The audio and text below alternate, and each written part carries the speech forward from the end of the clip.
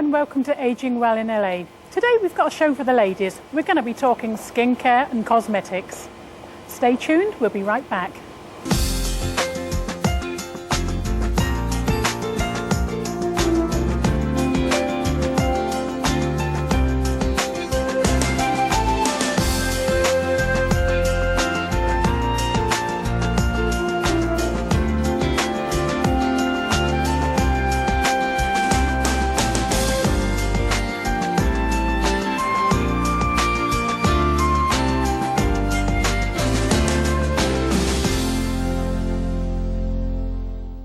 Hello and welcome to Aging Well in LA. Men in the audience, today you're going to want to grab a cup of coffee, a newspaper and leave the room because us women, we're going to be talking wrinkles and makeup. I'm joined today by Estela Lopez, Patricia Wilson and our makeup artist Perry Vaganes. We're going to have some fun, find out some tips and see just how we can look our best. Estela, you're first up. So Perry, what are you going to do to help Estela make the best of those lovely features? Well, we don't have to do much with Estela because she has a beautiful complexion and it's the golden tone. So I always like to start off with a Smashbox, their photo finish. Oh, that's amazing. And it's a, you know, even though she does have fine pores, we can smooth some of the lines out with this. And I'll just start right now. So this goes under the foundation. This Right. is absolutely a base layer that you would put on. Yeah. So. And that just gives like a smooth canvas It for the rest does. of the paint. Yeah, I've used it before on some senior citizens for the shows on Channel 35, and it works miracles. So it sold me. And ladies, sometimes, well, I know I need a miracle, so I might be rushing out and buying a tube of this Smashbox product because... Yeah, you can get this at department stores. So it's not too expensive, Perry. This is the thing. Some of these products seem quite expensive. So you think, you know, just pay a little extra and they'll last longer? Is that yeah, this one right here, they do it on QVC. I've seen it sold there. So I'm sure they, you know, give a good price on the television channels. And you see, this is a step I skip. I don't put anything on under the foundation. So this, you know, I need to start doing this because obviously it's going to help. Yeah, and a little concealer, not much. I did spray her first with the Avion water instead of using a moisturizer. I like to use a water spray to moisten the face before I start, and that's a good moisturizing base with the foundation primer. So the face should be a little damp before you start applying your makeup. It kind of thins it out, and you don't want it too heavy. That's what I find with my wrinkles around my eyes. I look in the mirror and the foundation has collected. Yes. It's like I didn't even know I had those lines till I am made up. Well, we have and that's frightening, quite frankly. Yeah, we have the HD products now, so those are really good. And for circles around the eyes, I use kind of an orange tone for that because it'll camouflage the purple. When we get the purple tones underneath the eyes. Because most of us at some time or another, you know, you get up in the morning and then you do have those dark lines sometimes. So you think an orange tone... Yeah, it'll cancel out the purple. Regardless of the colour of your skin. Right, use it on the color wheel. It's the, you know. Okay. You know, that's how you determine which colors to cancel out. And for the underline, I'll show you next how we do that, is you want to bring out the crease, like if she has they have slight bags right here.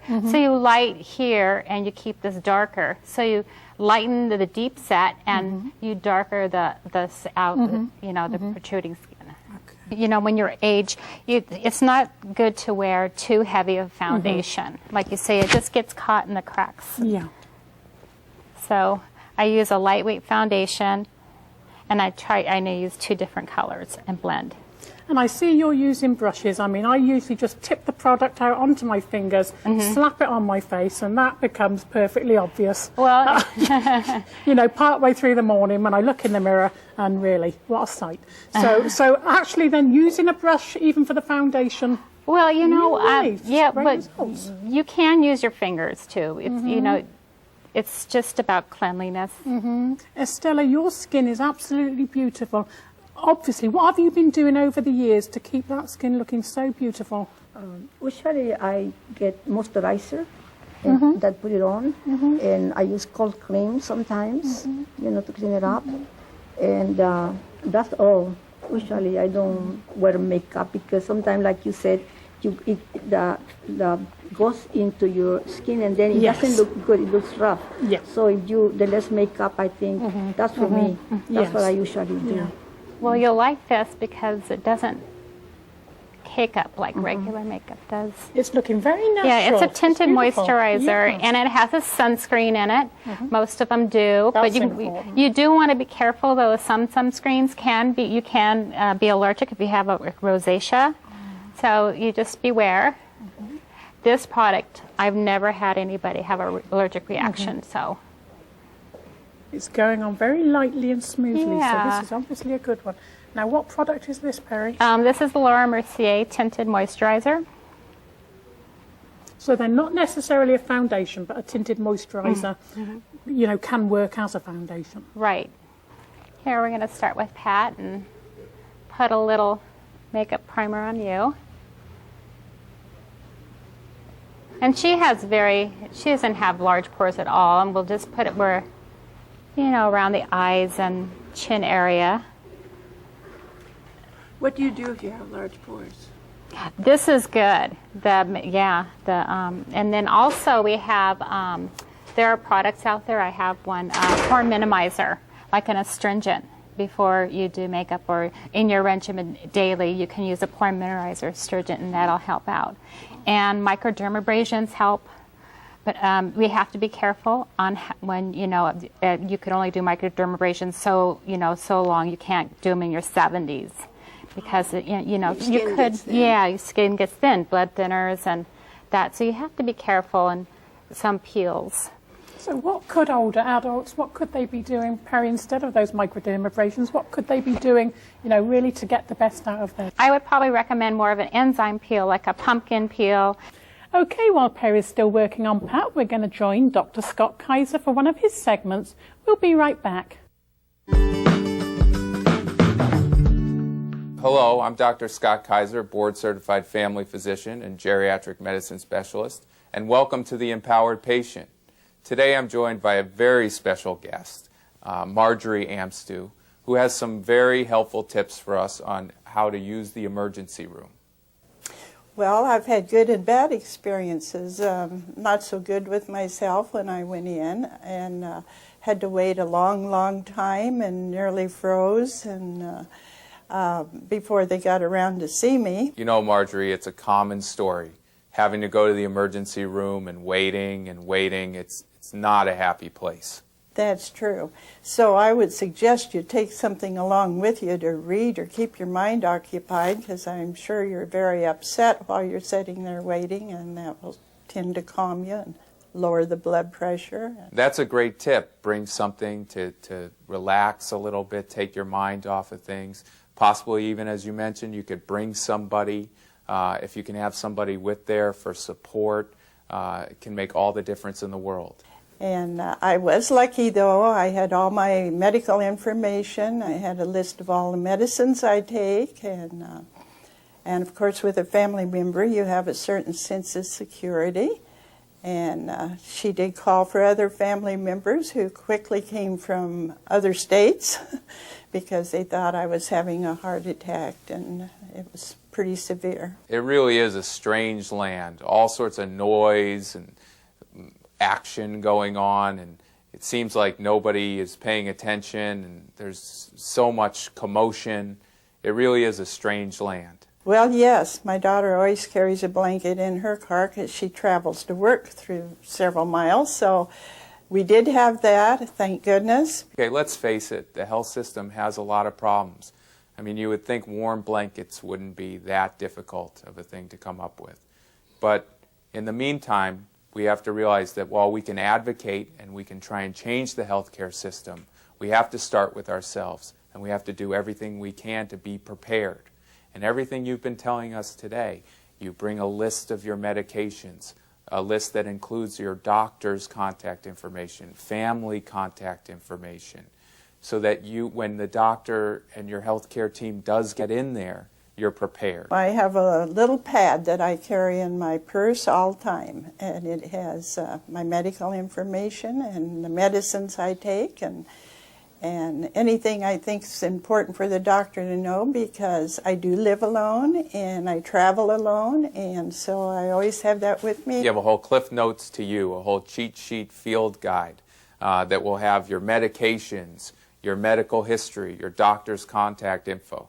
That way, when any new nurse or doctor comes in to evaluate your situation, they have something to give a little background information. Yes. That's fantastic. And all the names of my 4 children are all on there with their phone numbers. Oh, if you can't get one, get the other one. Exactly. Well, thank you for bringing this to the attention of any of our viewers, and I hope they're following along and writing these things down. And if they didn't catch that, or if they want to know more, there's wonderful information in this booklet here, Talking with Your Doctor. This is a publication of the National Institute on Aging. That's a federal organization, federally funded. This is based on scientific evidence written by a committee. It's available free and online. You can order it, go right on the internet and take a look at it right now if you're at home by your computer. If you don't have access to a computer, you can call the 800 number below. Hopefully we'll get that listed below there, and you can call that 800 number and get more information. There's a whole section here on what to do if you find yourself needing to use the emergency room. And I don't think anybody could have told us better than Marjorie here from real life experience. I am going to take charge of my health.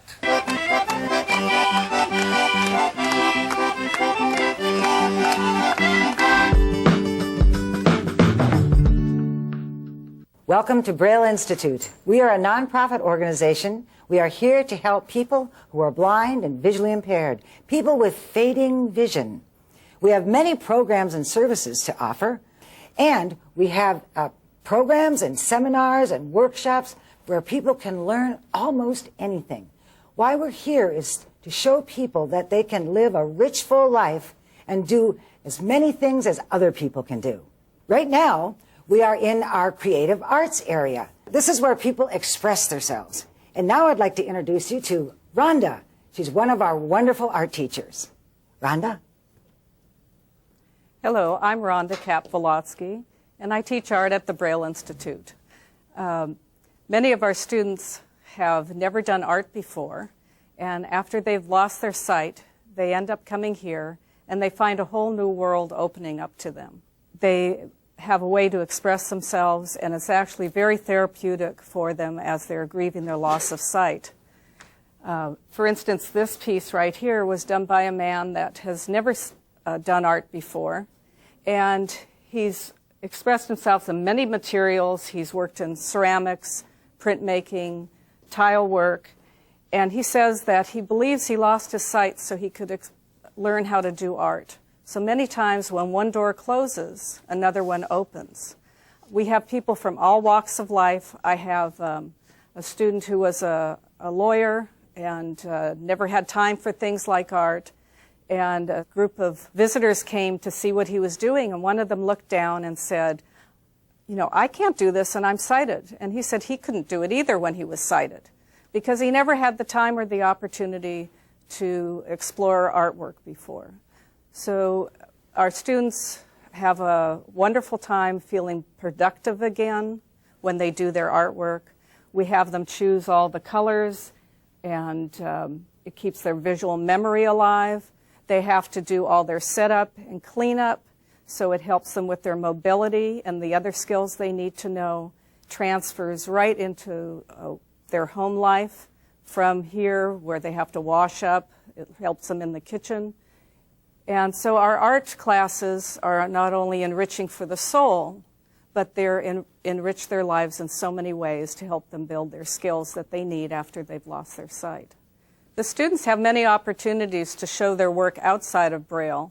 We've done shows at the Department of Transportation and at the Department of Aging.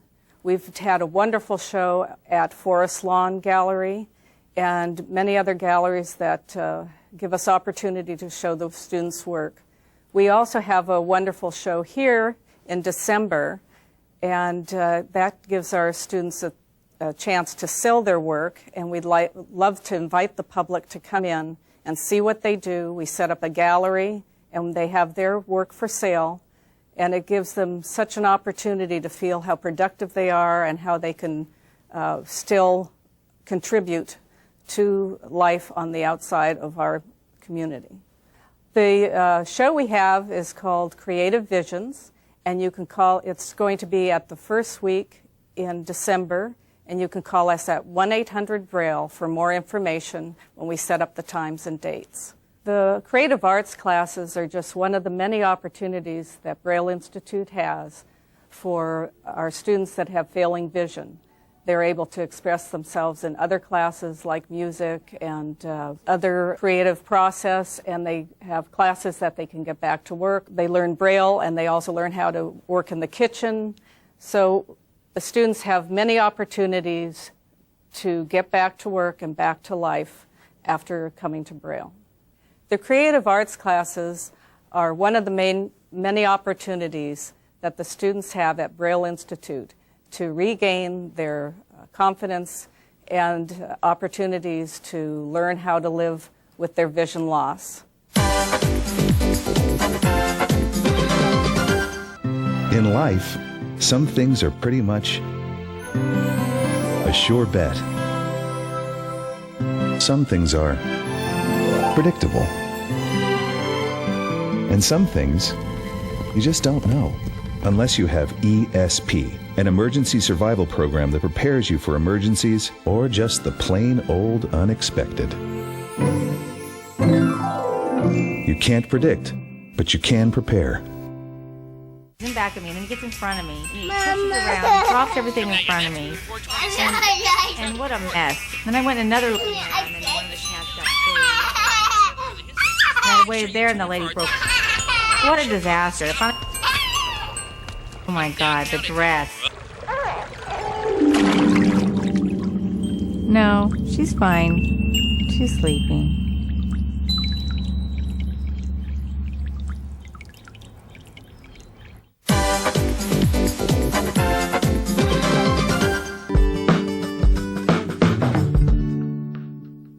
Welcome to Braille Institute, a nonprofit organization that has been designed to work with individuals with fading vision. Please come along with us as we explore our Vista store, a store that has many different items and accessories that can support individuals with fading vision.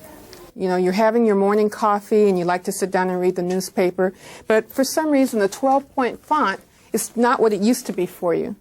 Simple magnification. This happens to be a 35 powered magnifier. You can take it, place it over the article you like to read, and voila, simple technology. Things that enhance individuals with low vision. Now here's another aid that could be of assistance to you possibly in your kitchen or at your computer. You want to read a simple file, you want to read a simple recipe, you plop your information underneath this screen. It's called a closed circuit television or CCTV. And you enable to enhance the font size to exactly what your eyes are asking for. So I'd like to thank you for coming by and visiting our Vista store. You can reach us by calling 1-800-BRAILLE, or that would be 1-800-272-4553, or reach us online at www.brailleinstitute.org. As you can see, we have so many opportunities here for people with fading vision. You may know somebody who has fading vision, or you yourself may have vision that's not doing so well. Remember, we are here.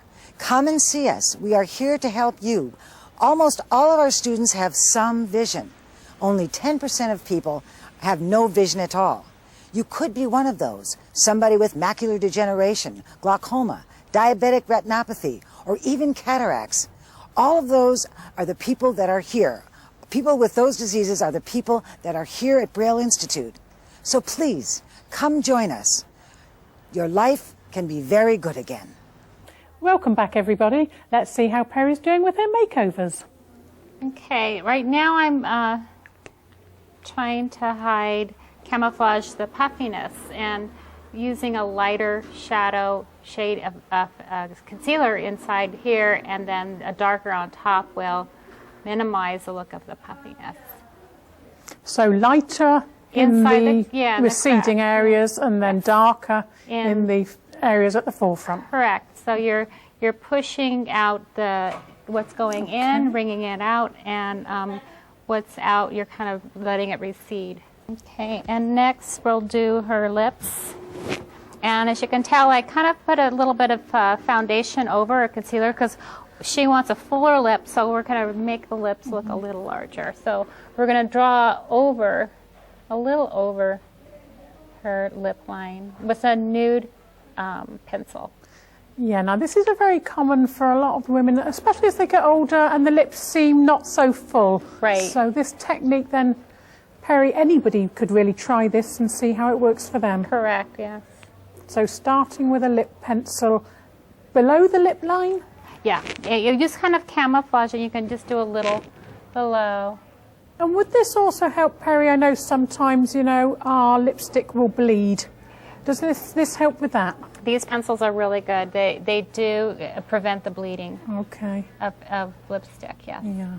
That is an age-old problem. Right, and so you want to stay away from lipsticks that are drying, that stay on, because those really dry your lips, and as you get older, you lose a lot of that moisture. So you don't want to use something real drying. So you're looking for something, that says actually moisturizing lipstick?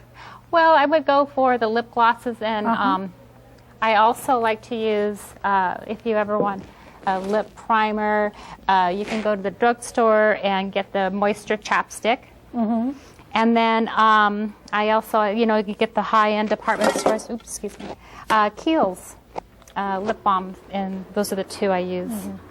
So when would you use those? I mean, is that just something you could put on overnight and just leave on and moisturize your lips? If like right now, I can use that over the lip. If I was using lipstick, I would use that underneath the lipstick. Under the lipstick, yes. Okay. Now, should I be using a lipstick or should I be using this little pencil? I like pencils. That's just that stays on. You're going to get less bleeding, and then you can overdraw your lip line. So fill in the lips with a lip pencil too? Yes, you can. And then just gloss that up with one of these lip glosses. Okay, well that's a great tip. I didn't know that, so I'm going to be trying that. And this will help the lips, it'll stay on longer too. Perry, tell me, a lot of us with our eyesight failing as we get older, it's very difficult to look in the mirror and to be putting the makeup on at the same time. Any tips for that? Magnifying mirror, and they have, I know that they have them here at the Institute, but yeah, they're definitely a help. What about matching the lipstick to the clothes? That's, you would want to complement the makeup. I wouldn't match it to the clothes. You want to stay to earth tones, warm colors, because they're a little more youthful. Okay. Yeah, so it's better if you don't go too striking on your lipstick or shadows. I used both Estella and Pat taupe eyeshadows, and I didn't use real bright or light eyeshadows. I kept to medium tones, maybe a contour tone, and a taupe eyeliner is not real prominent like a black or something real striking or charcoal. Taupe is just softer underneath their eyes. Good for pretty much any skin tone. Yeah, so both of them could use a taupe color and very easily and wear it. And it looks real natural looking. It does, it looks lovely. So none of these glittery shadows that you see the young girls wearing these days?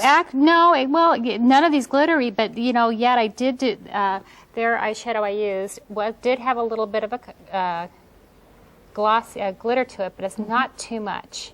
And for the medium shade, medium tone, you want to make sure that's a very, even flat. for the evening? Even for the evening, yeah. You don't want it to, because what happens is it goes into the creases. It emphasizes the crepiness of the eyelid. And so unfortunately, as we get older, our eyelid tends to crepe more in that area. And you don't want to emphasize that. You want to kind of not draw attention to the... So Pat, do you think you've picked up a few tips here that you will be using? Definitely, because I've been doing my makeup the same as I've been doing it for 20 years. And it obviously is not going to work at this age. Yeah, no, it's definitely the lip tones, lighter lip tones. Stella may have maybe more of a rose color, but you know, her complexion, she can do that, and it's not really super dark. And for Pat, I choose, you know, to go more neutral, but a little bit of color, so it looks nice. Yeah, really lovely. What about my eyebrows? You take one of the brush like this, you brush them up, and you go over the brow line, and then you just snip the ones that are the long ones, and it's really super. You don't have to do real, just a light, and then down.